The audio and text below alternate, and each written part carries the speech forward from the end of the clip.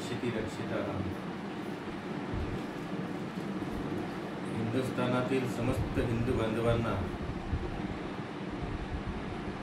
सगळ्यात मोठं कळकळीचं आवाहन, काल परवा जम्मू काश्मीर येथील आपल्या हिंदू बांधवावर, हिंदू भगिनीवर धर्म विचारून या ठिकाणी अत्याचार झाला, गोळीबार झाला, त्यांची निर्घृण हत्या करण्यात आली।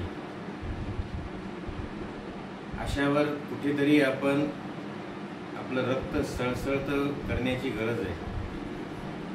राष्ट्रहिताच्या दृष्टिकोनातून, आपल्या समस्त हिंदू बांधवांच्या भविष्याच्या दृष्टिकोनातून आपल्याला झोपेत राहून जमणार नाही। उत्तिष्ठत जाग्रत प्राप्य वरान्य बोधत या युक्तीप्रमाणे किती दिवस आपण झोपणार?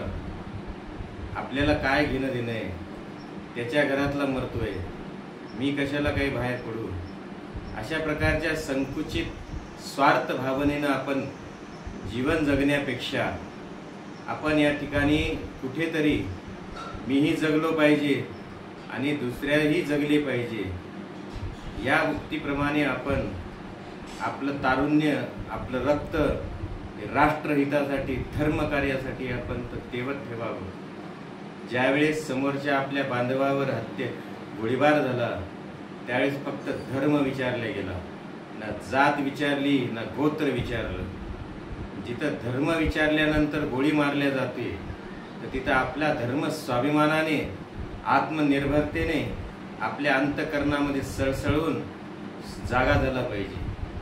ज्या राष्ट्रामध्ये आपण धर्मनिरपेक्षताचे या ठिकाणी ज्ञानाचे डोस ऐकतो, ज्यांनी ज्यांनी आपल्याला धर्मनिरपेक्षता या ठिकाणी शिकवण्याचा प्रयत्न आजही करत आहेत, त्यांचं कोणाचंही काही जाणार नाही। धर्मनिरपेक्षता फक्त आपणच बाळगावी का? फक्त हिंदूंनाच धर्मनिरपेक्षता शिक्षण दिल्या जातं का? या सर्व बाबीमध्ये आपण या ठिकाणी काळजीपूर्वक विचार करावा। नवतरुणांनो, आता उठण्याची वेळ आलेली आहे, काहीतरी धर्मासाठी त्याग करण्याची वेळ आलेली आहे। सळसळत्या रक्ताने, सळसळत्या जवानीमध्ये राष्ट्रकार्यासाठी, धर्मकार्यासाठी या ठिकाणी काहीतरी आता शास्त्र नाही तर शस्त्र हातात घेण्याची आवश्यकता वेळ आलेली आहे।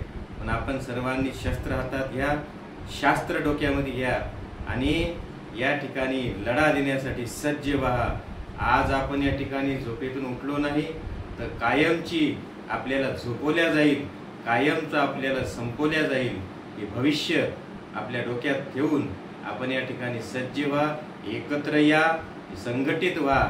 जात पात, गोत्र, संप्रदाय, पंथ, वेगवेगळे अधिष्ठान देवता या मार्गामध्ये भांडणं करण्यापेक्षा आम्ही सगळे एक आहोत। एकम सत विप्रा बहुधा वदंती, या परमेश्वराच्या शक्तीनुसार आपण सगळे एक आहोत। जाण्याचे मार्ग भिन्न जरी असले तरी सर्वांचं गंतव्यस्थान, लक्ष्य एक आहे।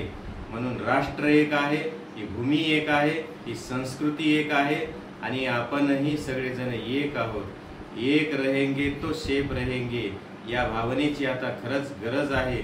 आपण उठा आणि जागे व्हा आणि आपल्या धर्मकार्यामध्ये, राष्ट्रकार्यामध्ये संघर्ष करण्यासाठी सज्ज व्हा। जय श्रीराम, जय हिंद।